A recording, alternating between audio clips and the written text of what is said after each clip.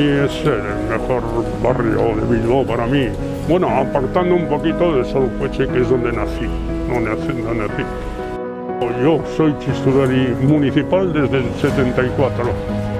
Hay que sacar la cara al barrio siempre, además porque es un barrio elegante, para mí es un barrio elegante. Y ya te he dicho, y muy animado.